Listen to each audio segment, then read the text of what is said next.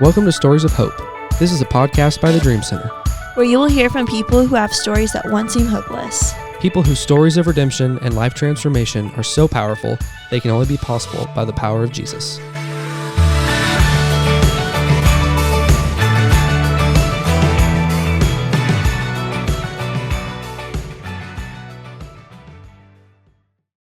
Hey everybody, welcome back to Stories of Hope. Super excited for this new season. This is season 8, which is wild, and just very excited to get rolling again and have some new guests and just to hear more stories about what the Lord is doing and in the earth. And so today we are joined, our first guest of the season, by Rebecca. She is on our staff. She is on our leadership team. She's our Opportunity Village director. And I'm just super glad you're here. Super excited. Thank you. Yeah. Happy to be here. It's going to be awesome. So kind of just to get started, how did you get involved with Dream Center to begin with? How did all that kind of look? What did that look like? Yeah, that's a fun story. So before coming to the Dream Center, I worked at the Cancer Society of Greenville County, which is now Neighborhood Cancer Connection. It's really crazy because so while I was there, we had our executive director, she was terminated. And so there was this like 5-month, 6-month span without a director. So that was, interesting to say the least. We understand. Yeah. It was, yeah, right. So it was wild. It was a crazy time. And while I was in that position, I was a client service specialist while I was there. And in that position, I really had a passion for Pickens County. We had a branch of Pickens County that wasn't being utilized. It wasn't up and running, and I really wanted to get it started. And so I went to the board director, Jan McCrary, and I talked to her, and I was like, "Listen, I really want to get it back up and running over at Baptist Easley Hospital. Would really love to see people have access to these resources closer to home rather than having to come to Greenville to get everything that they needed." And so through that conversation was, born this idea of getting it up and, me being the person to kind of facilitate that. Yeah. And I was really excited about it. But then board of directors for Greenville, they were like, maybe not just yet. Yeah, right. Because we were still looking for an executive director for Greenville, and there was a lot going on. And so with respect to that, they were like, not at this time. It was like totally understandable, but my heart really still wanted to be in Pickens County. So the crazy part of this story is that Jan, being the kind person that she is, she's such a wonderful woman. She'd actually offered to allow me to be a representative for Pickens County at Dabo's All-In Team Foundation luncheon. Wow. And so while I was there, the person who sat next to me was Chris Wilson. Okay. I didn't know that. Yeah. That's crazy. So Chris and I sat at the same table. Wow. I think I remember that much more than she does because I was like, oh, wow, she's such an amazing woman, and she obviously represents the Dream Center so well and had so many things to say. And I was just like, yes, this is amazing. I love everything that you're saying right now. And so we met there, and that was like my first initial my first initial conversation about the Dream Center, period. That's the first time I'd ever even heard about it, even though I was a resident in Easley. And my mom had, heard about it through Shed and Leatherwood, who they're really good friends. Yeah. And so I knew some things, and I'd been to the resale store, but to hear it from her was a completely different experience. So I had that happen. And then a few months later, Jan offered me tickets to an event because she wasn't able to go. And she was like, if you and your husband want to go, this will be great. And she was like, it's called Dream Big, and you'll love it. Okay. And I was like, okay. And so I went, and I got to hear Jason and Deanna speak. Wow. And all of the wonderful things that the Dream Center was doing. And I was just kind of in awe, and I left really inspired. And I was like, even more so that my heart wanted to really be in Pickens County. And so fast forward a few years later, while I was at the Cancer Society, I got just really discouraged because I didn't feel like I was living in my calling, and I wasn't able to share, the gospel as openly as I wanted to with people. And so I just started looking for a position and came across a listing for the Dream Center for a resident success manager and an administrative assistant. And I was like, well, administrative assistant is probably more in my wheelhouse. because I'd been doing administrative work for so long. But I think God had other plans clearly. And so I talked to Tony for that initial interview. It went really well. And he was like, I actually think you're a better fit for the resident success manager position because you have a background in counseling and all of these things. And I was like, really? Me? Because I really didn't feel like I was qualified at all. And I think that that's pretty typical with the Lord, that we I think usually feel underqualified to the things that he calls us to, but he always equips us for those things. And so I got the position as resident success manager. And now, fast forward a year and a half later, and I'm the director of the Opportunity Village, which still seems really surreal. Because, and that's a total God thing in itself. I mean, holy cow. I remember praying about it. When we first started looking for the director, I was like, I just don't feel like it's the right time. I don't think that's me. I was like, I'm not ready for this. And it was really funny because I remember being in the OV office. I had a conversation with Chris and I was like, I just want you to know. I was like, I just want you to be aware. Like, I feel like the Lord is leading me towards a leadership position at some point in the future. I feel like David in the field now. That's literally verbatim what I said. I was like, I'm David in the field. But I don't feel like it's me for this role. I just want you to know. So when I say this, like, no, I don't mean for this position, but it's like, if you ever have an assistant director position, let me know. If there's anything for counseling, director of counseling, in the future. And she's like, yeah, I'll definitely keep you in mind. But at that point in time, I was like, there's no way that that's for me. And then God just did this crazy thing over like the next 6 months of my life of like, I felt like every opportunity that came up for me to grow in my leadership skills presented itself. And the more I stepped into those things, the more I became more comfortable with, addressing conflict and having hard conversations and doing things that a leader would do. And it just became really clear.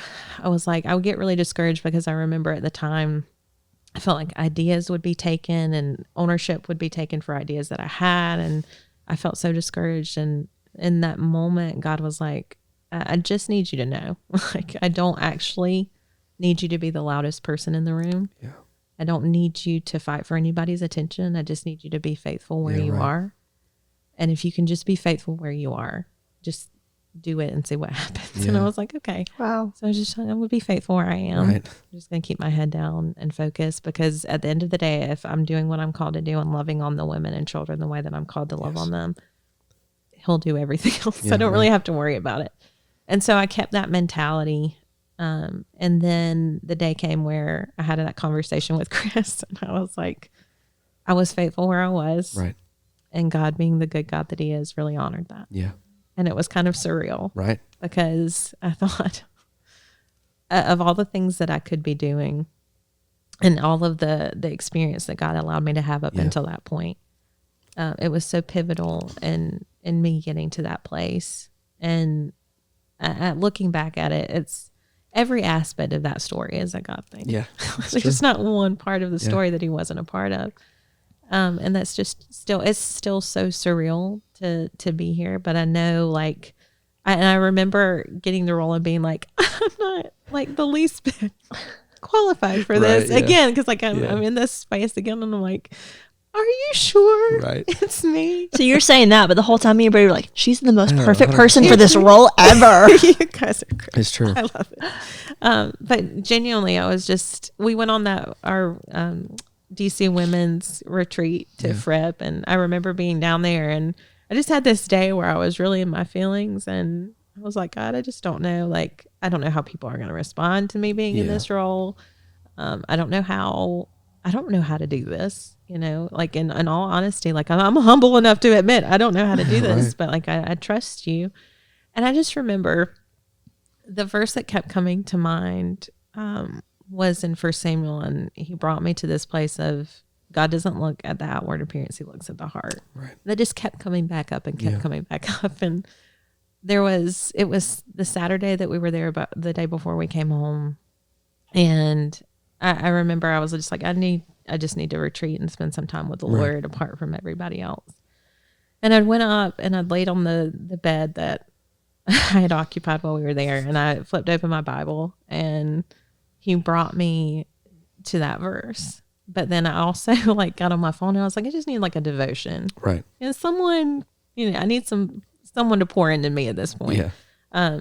And the thing that I went to said, I can't remember what the title is anymore.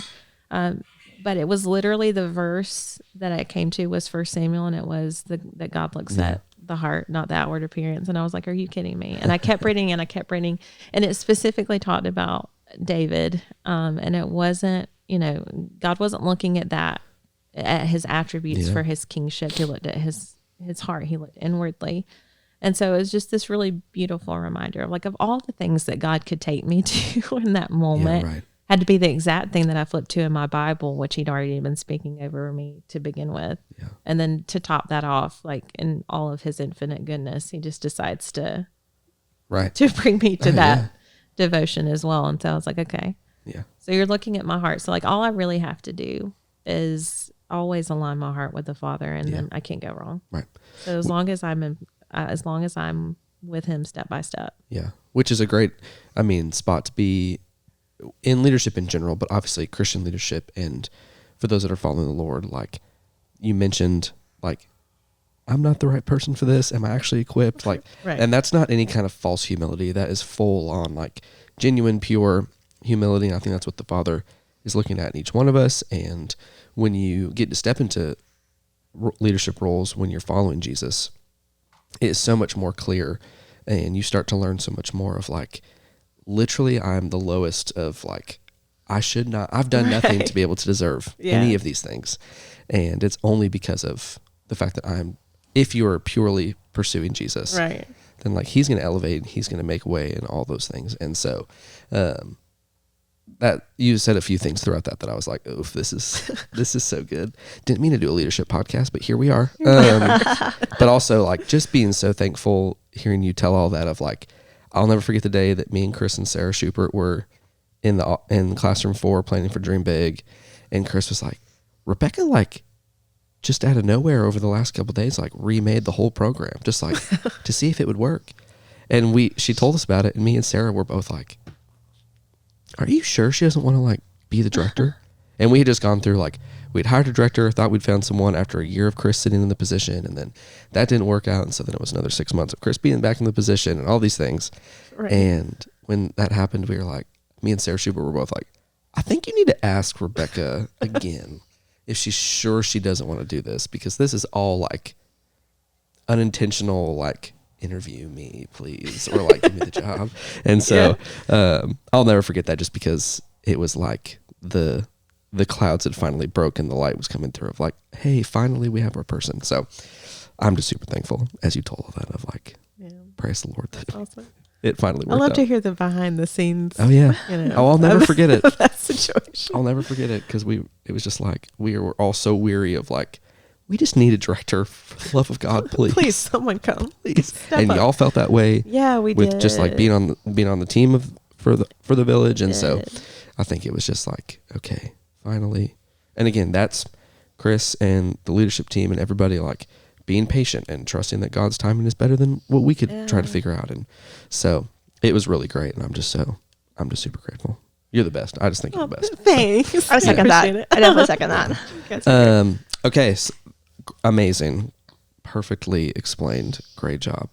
Now let's get into all the, meat of everything. All the meat. So obviously, like, the whole point of why we do this thing is just to use personal testimony and what we've seen the Lord do to give hope to those that are listening or watching on YouTube. And so we'd love to kind of just get into some of your personal testimony and really as much as you want to share. I'm ready. But just kind of Buckle up. how'd your walk with Jesus start? Let's start there. Like, what did your journey to him look like? I would say I grew up in church. We went to church on and off, and that's, not a diss at my parents. It was just trying to find the right place and feeling comfortable somewhere and really feeling like you meshed with the atmosphere there and the people there. So I think that was one of the biggest struggle, I think, for my parents, was just finding a place that we really felt like we connected to, because I'd grown up in United Methodist Church, so super traditional.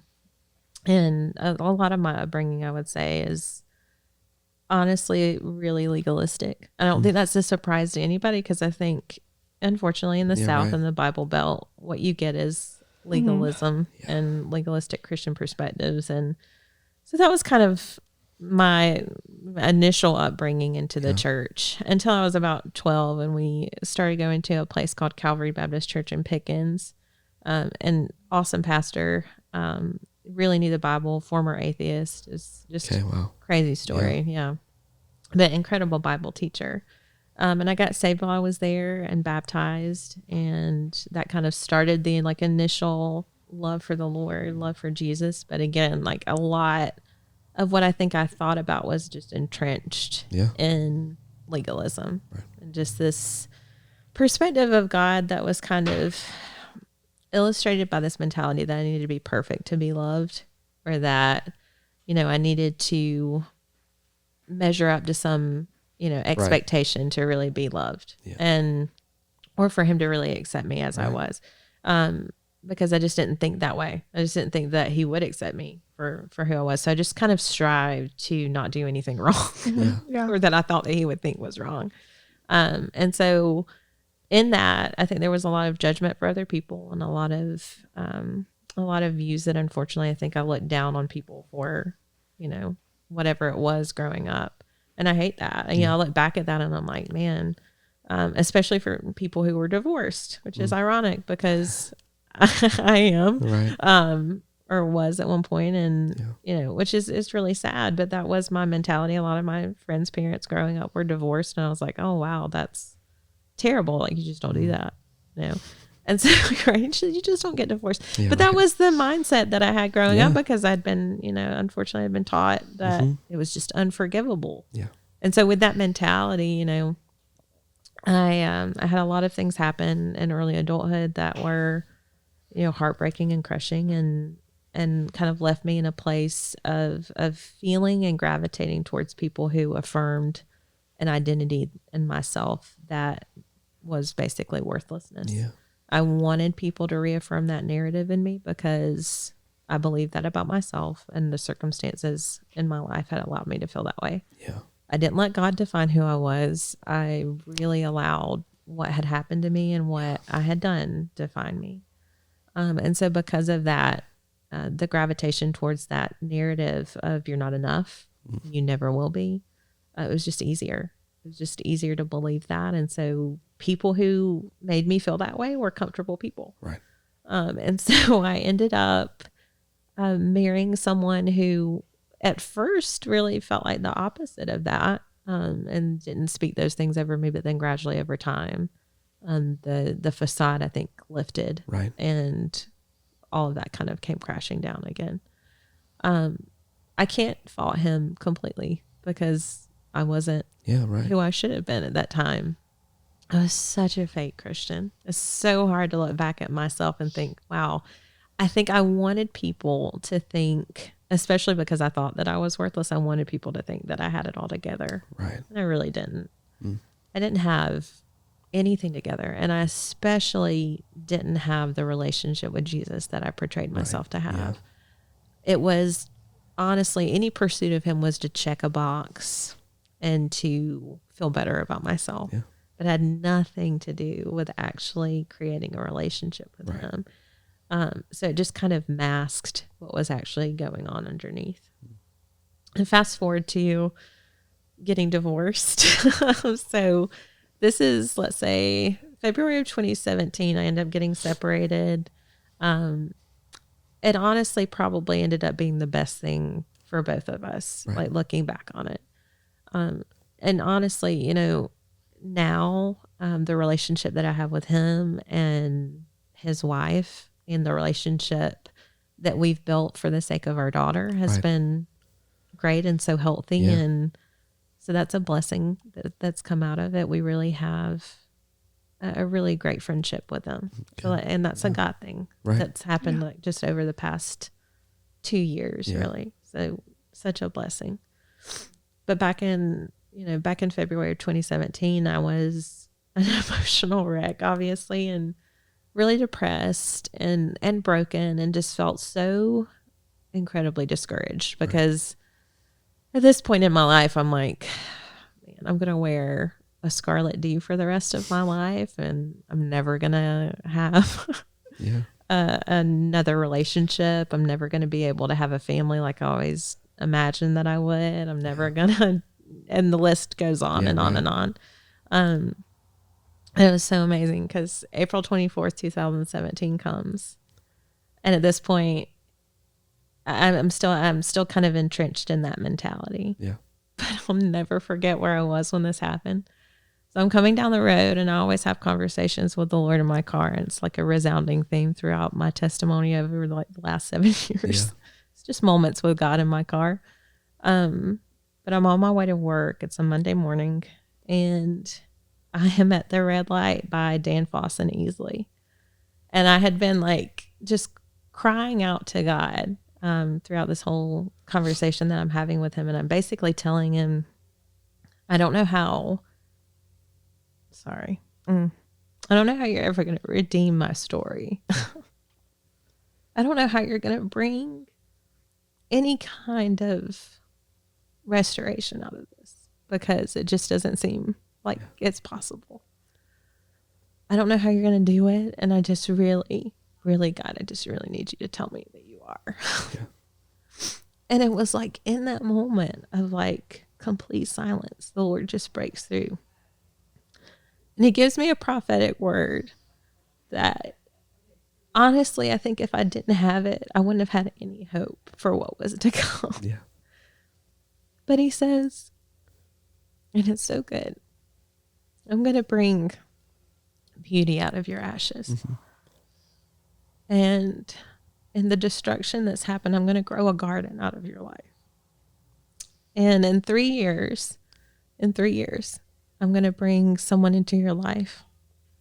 You're going to have a relationship with someone that is God honoring to me. Yeah. But I'm going to bring this to you. This is going to come to fruition. And that was it. Yeah. And I was like, okay, I'm crazy. Great, okay.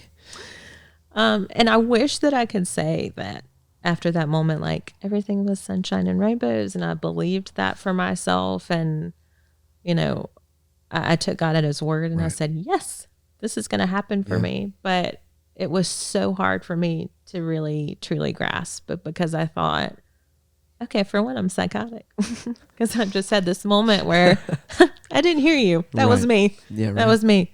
And it was a little, it was a little hard for me to grasp. It really was. I was just like, okay. Right. Okay.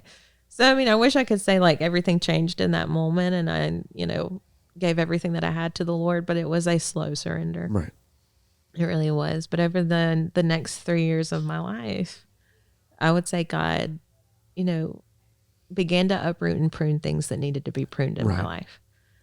And it was a process. I still gravitated towards relationships. And I wish I could say that, when God said, I have a man for you in 3 years, that I was like, yes, Lord, thank you. I will wait. And I didn't. Yeah. Because, that was a comfort for me. Relationships were a comfort. But I had to learn to really find my comfort in him. Yeah. And so eventually I got there towards the end of 2019. We're like on the brink. Right. I'm like, come on, get it together. Yeah.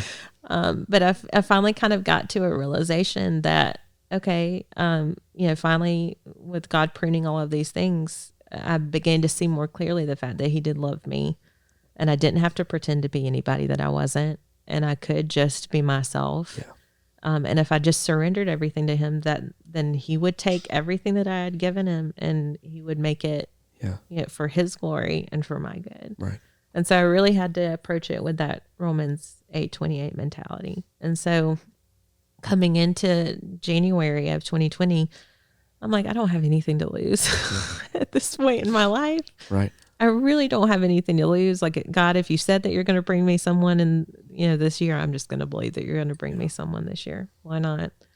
And so I really stepped into 2020 with that mindset. And I remember having this moment with the Lord in January of that year, of where he, very clearly spoke to me and said, this is your year, and I'm going to bring you into full bloom. Right. And everything that I have spoke with you is about to come to fruition. And it's going to happen in June of 2020. Right. And I was like, okay, June. Yeah, right. We've got a month. Middle of COVID. Amazing. Let's go.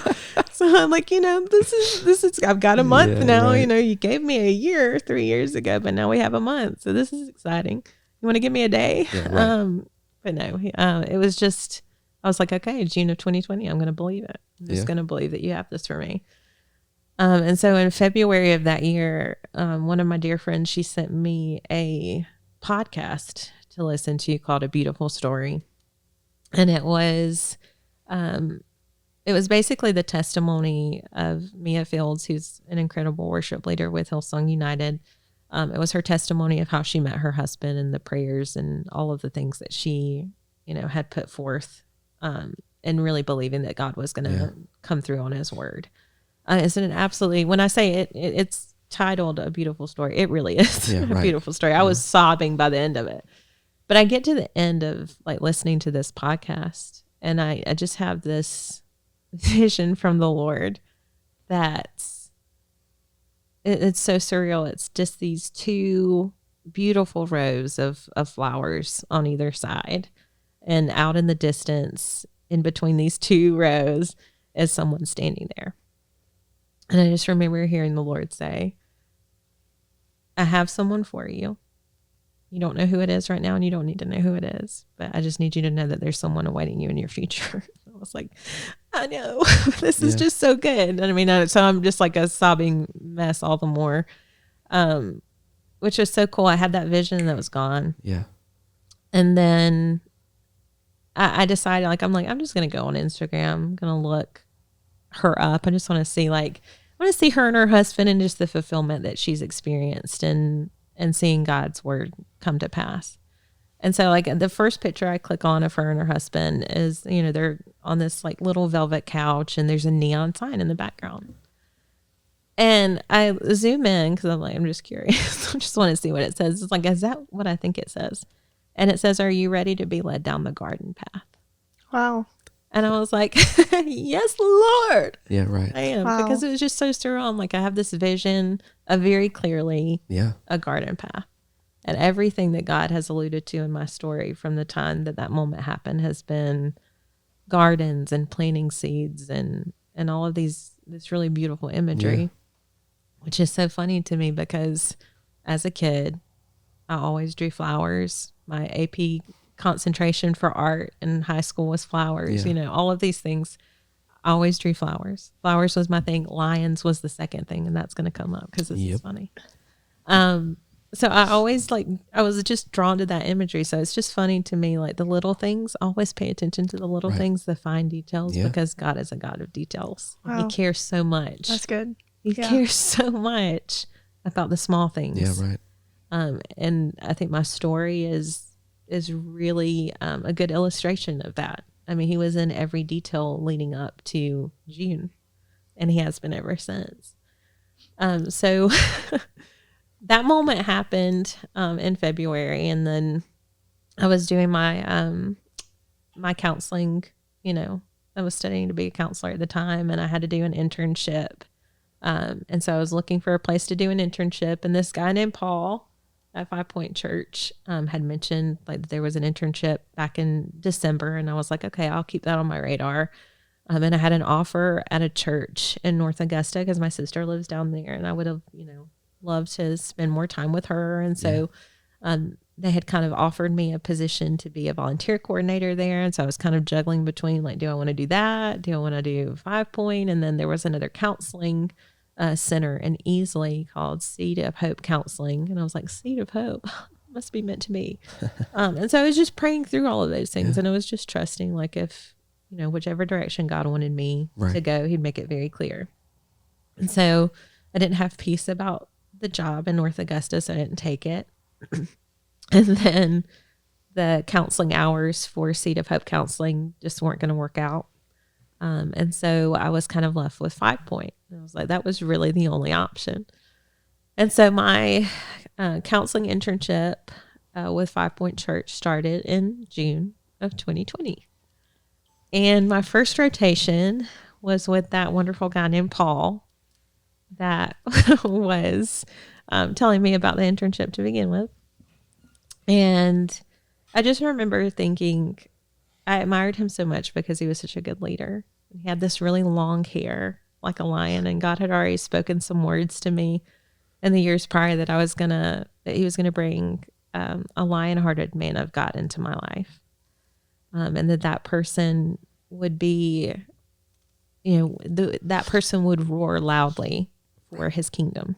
And so I already knew that he would be lion-like in some way. And so we always joked like his hair was like a mane. Right.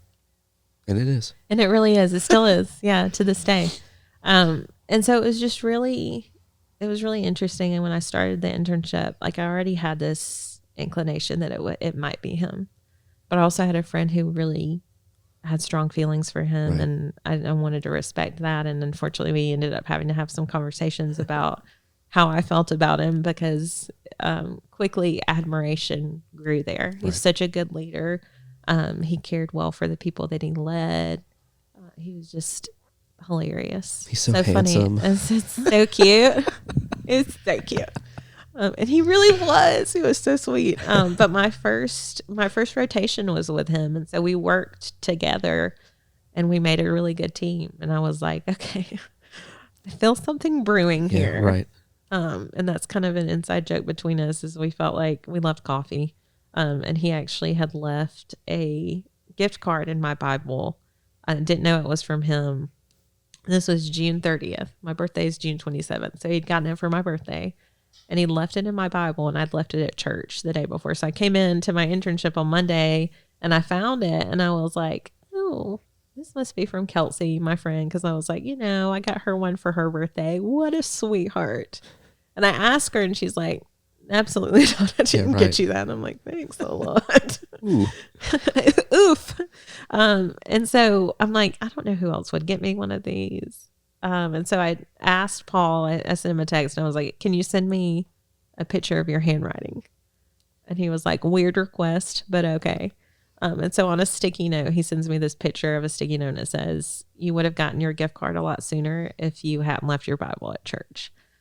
And I was like, we're in the last day of June. And I'm like, it's him. Yeah. And I just knew. Wow. I just knew that it was Paul. And like 2 years later, in October of 2022, we get married, and it's been bliss ever since. But it's just wild. Like God is so faithful. And I thought that part of the story was God's faithfulness to me. I thought that was like the extent of how much I would experience his faithfulness. Because I can honestly say, like, because of that moment in my life, every moment after that I've ever heard God speak or tell me something, or, give me any kind of indication that something's going to come to pass, I've been able to trust because of that time in my life. Yeah. And now I can say that even more so just because of the challenges that this past year have presented, which is kind of crazy. Yeah. But it's just because of that story. And I knew, and I love to share that part of my testimony because it's such a beautiful thing. Like when I say God was in all of the details, I wish I could give all of them. Right. Because there were so many little things that he spoke, and so many words that he would give me, and so many things that directed me on that path towards Paul. Yeah. That are it's just so surreal. There's just so many small details. But if I've learned anything, it's that he is so intricately a part of every detail. Yeah, right.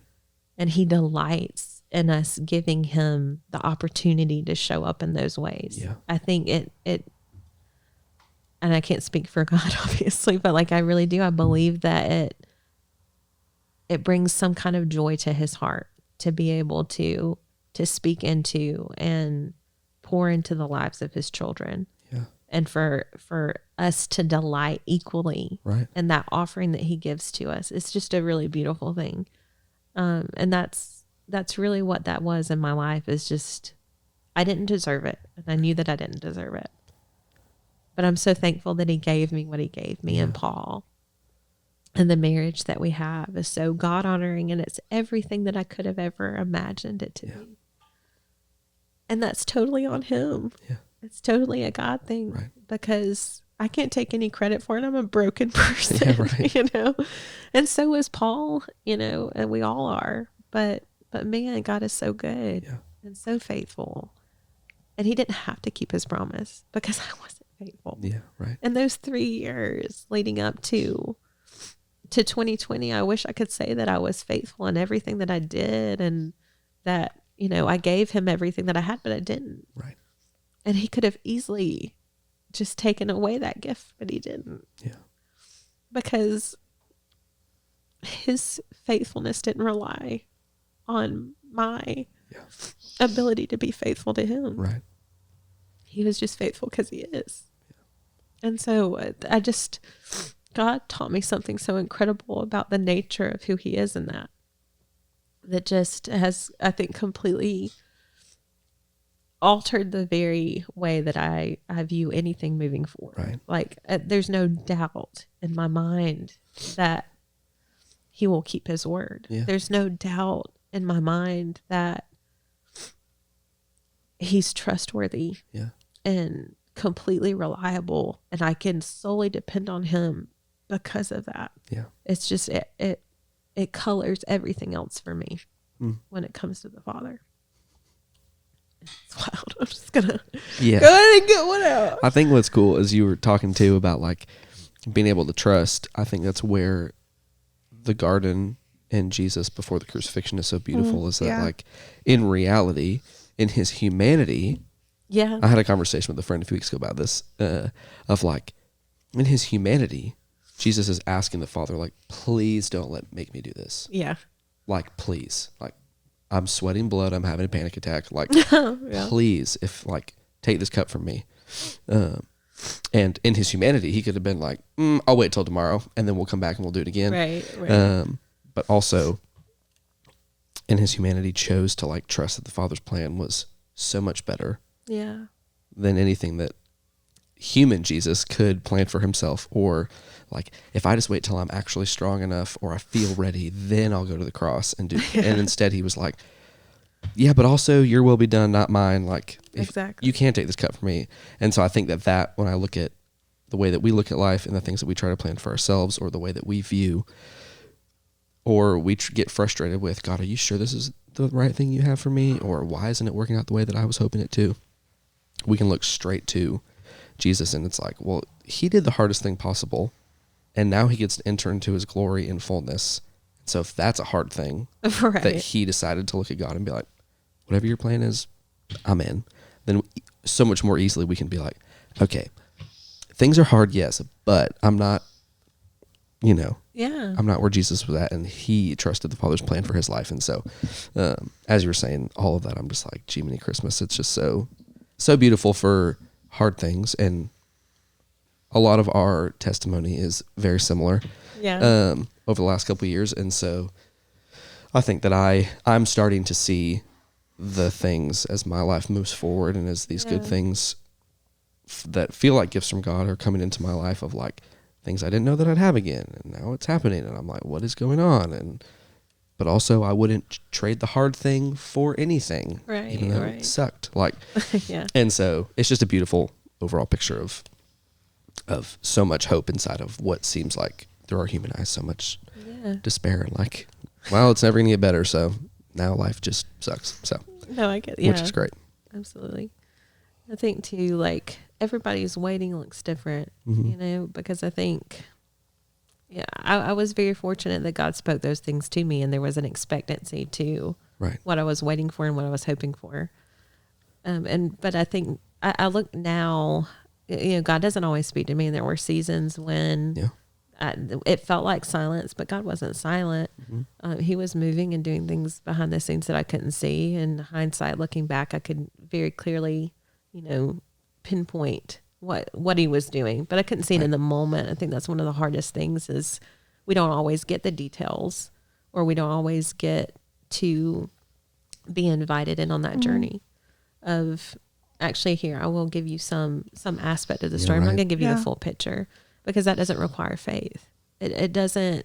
If he were, a God that gives us all of every detail, then it wouldn't require anything of us to actually have faith that he would come through, because we'd already know. Right.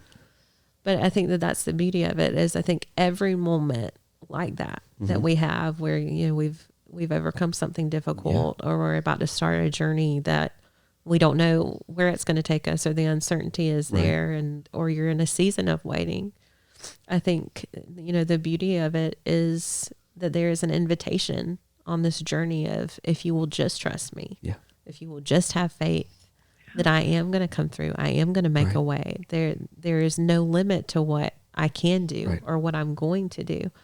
Then I think that perspective shifts everything else, because as long as I can bring myself to a place where I recognize the fact that this is just an invitation on a journey to a closer, more deeper, and more invested relationship with him, that there's going to be so many things. The 3 years leading up to 2020 could have looked a lot different for me. Right. Had I actually accepted that invitation of it's going to be 3 years, but I'm gonna grow a garden in your life. Like my garden probably would have been much more full. Who's to say? But I missed out. Yeah. Right. Because the invitation is always there, but I missed out because I wasn't willing to accept it yet. I wasn't in a place where I've really felt like I could. And because of that, I think, there was a lot of growth that did happen in that whole season. Right. But I missed out on the deeper things until much later. Yeah. But I think if you find yourself in a place where you're waiting, or you're in the middle of a challenge, then, ask yourself, is this an invitation to step into something deeper with the Lord? Because you 100% should. There's something there that's being taught. There's something there. There's a lesson, a spiritual nugget, something of wisdom and great value to be had. Right. And just leaning into the hard stuff. Yeah. I think that's so crucial to do, because I was listening to a podcast the other day talking about and taking intentionality of every moment, whether it's washing the dishes, doing laundry, having lunch with a friend. Every single moment there's intentionality.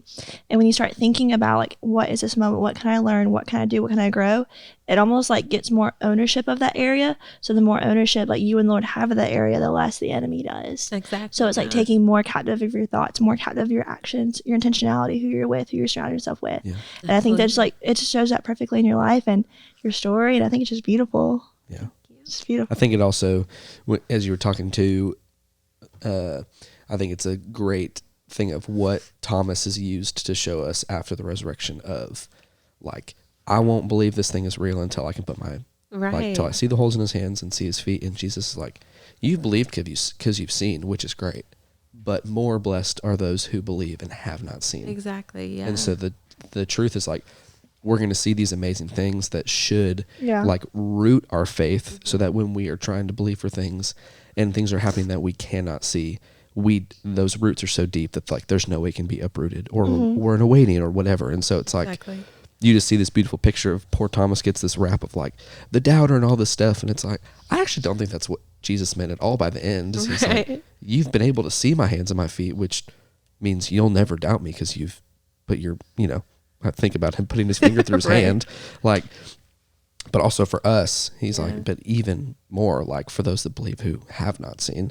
And so I just think that there's a beautiful picture there of what faith actually gets to look like. I think on the flip side of that, there's also something very sweet about that conversation with Jesus and Thomas of who else got to touch the holes in the hand? Right. Yes, it was a learning moment, a teaching moment, and something, we all learn from and Thomas learned from.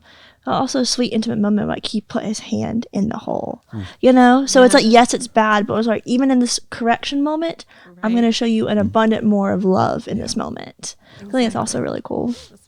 It's beautiful. Okay, so as we get towards the end here, last little few minutes, is there anything off the top of your head that for those that are listening or watching that you want to just one little last push of any kind of encouragement or anything like that you were thinking or feeling throughout as we went? The common thread I think in my life, and what I tell a lot of people, is that if my life speaks of anything, it is the faithfulness of God. Right. And so 2024 was a really hard season of life. Back in July, Paul and I had already started to kind of plan. We had just bought our new house and things were great. And we'd already talked about trying to have a baby in July, and I had to have a procedure, so that halted things. And we were cleared to kind of go ahead come October, November, which was really exciting because our anniversary is in October, and we were thinking, this is going to be amazing. This is great. And so I remember in July, before having my procedure, I just remember the Lord saying, the road ahead to having a child is not going to be easy, and I just need you to trust me. And I had a dream back in April of that year. It's always April and August for me. I don't know why.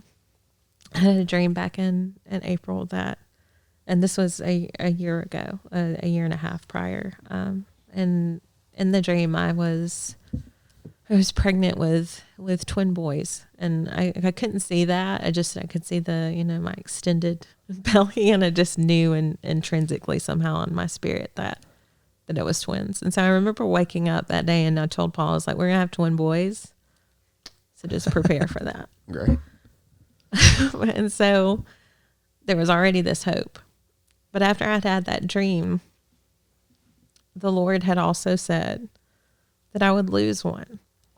And I'd always thought that meant that I would lose one of those twins, because I was just 100% convinced, and still am, that I will have them at some point.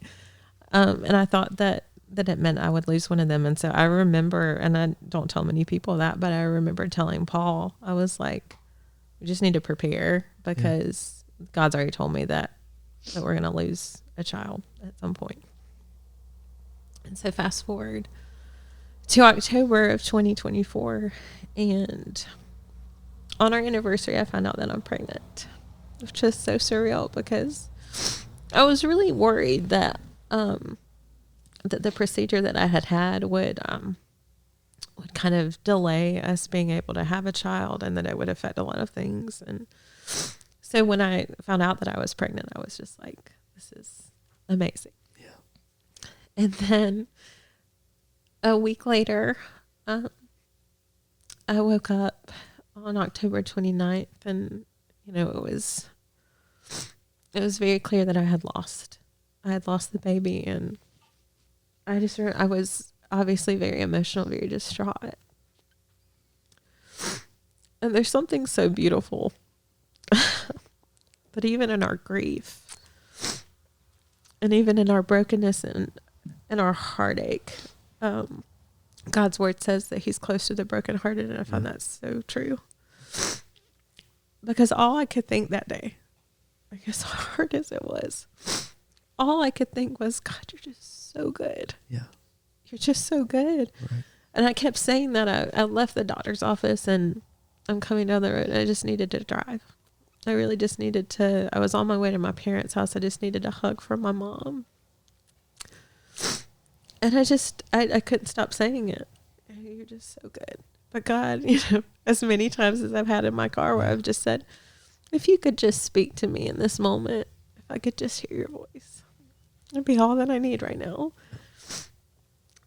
And true to God's wonderful nature, and as real as he's always been in my story. Yeah.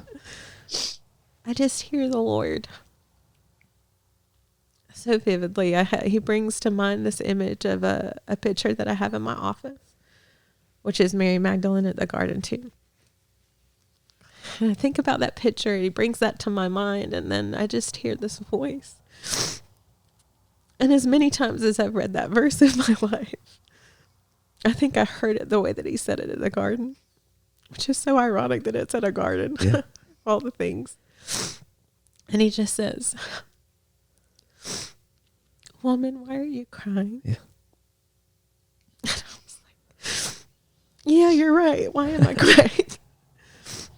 Because the reality is, and it's like what he said to my heart in that moment was, you don't know what I'm doing. Right.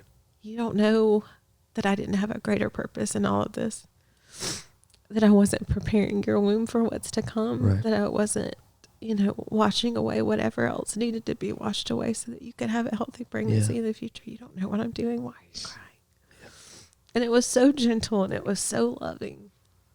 And it just gets better because a few months later, at the end of November, or a month later, at the end of November, Paul and I, we have what would have been the nursery, we made into a prayer room. And we were like, this is important. We want to create this space where, despite our grief, we're going to continue to believe that God has two beautifully healthy children. Right. As crazy as that might, I'm like, I only have faith for one at this point, but that's enough. Right. We're going to believe crazy things because he's done it up until this point. Why would it be any different? But we want to create a space where we can come and pray for this and believe and know that he's going to come through. Where we've written all of these declarations and all of the things that God has spoken to us or over us. And it's become this space where we want to just engross it in prayer, because one day it will be a nursery. Yeah. And one day it will be everything that we've hoped that it would become. And it's so crazy. When we started to write all of the things on the wall, I wrote, it's a Hebrew word, emunah, which it comes from the same root as amen, but it basically means faith without hesitation. Wow. And so to believe that all of these things are going to come to pass, right, despite all of the hardship and all of the things that may feel or make it feel impossible. Right. It's going to happen because he's trustworthy, he's good, and he's faithful. And it's not faith in the promise. Right. It's faith in the one who is able and capable to keep the promise. Yeah. And so we have all of these things written up there. I remember I was in there writing one night, and Paul had gone to visit his dad because unfortunately his aunt had passed away. And I just, something told me in my spirit, listen to a podcast. I'm like, okay, that's been part of my story before. Right. Sure, why not? And I go to, I love City Light Church in Las Vegas, Nevada. I love Jabin Chavez, the pastor there. He's amazing. And I had come to City Light Church's podcast, and the first podcast title that I saw was The Miracle Room. And I was like, I knew I had to listen to it. And I called Paul and I was like, listen, when you get here, we're going to watch this sermon together on YouTube because I'm not even going to listen to the podcast. We're going to watch the sermon. And he gets home, we watch it, and we're sitting down there, and within the first 5 minutes, and I have the verses on my phone. Within the first 5 minutes, I'm bawling my eyes out because God is good. And this whole sermon about the miracle room it comes from the book of 2 Kings. And he's reading from the story of the Shunammite woman's son. I'm going to try not to cry. And it says in verse 11, one day when Elijah came, he went up to his room and lay down there. And he said to his servant Gehazi, call the Shunammite woman. So he called her, and she stood before him. And Elijah said to him, tell her you have gone to all this trouble for us. Now what can be done for you? And it's in this point in the sermon where he pauses and he says, that's what the Holy Spirit is asking you right now, is what can be done for you? What can he do for you? Can we speak on your behalf to the king or the commander of the army? And she replied, I have a home among my own people. What can be done for her? Elisha asked. And Gehazi said, she has no son, and her husband is old. This is the part that gets me. Then Elisha said, call her. So he called her, and she stood at the doorway. About this time next year, Elisha said, you will hold a son in your arms. No, my lord, she objected. Please, man of God, don't mislead your servant. But the woman became pregnant, and the next year, about the same time, she gave birth to a son, just as Elijah had told her. Yeah. And I mean, of all the things that a sermon titled The Miracle Room could be about, it was pregnancy and the fulfillment of God's promise. Yeah. And I thought, I have absolutely nothing to worry about. Yeah. So if I had to tell anyone anything, it's Oh, man. God is so faithful, and he's so trustworthy, and he's so intentional, and he's such a good father. Yeah. And if anyone is ever, at a point where you're questioning whether to really surrender or give it all to him, if he's really who he says he is, he really is who he says he is. My pastor says all the time, shout out Pastor Dean, 5 Point Church. He always says, what you believe about God will dictate how you live your life. Right. That was so true of me for so long. Yeah. And now my view of God is that he's so faithful. Right. That it makes me want to be more faithful to him. Right. And like I said, it colors everything else in my life. Right. I would give him everything because he's so worthy. Yeah.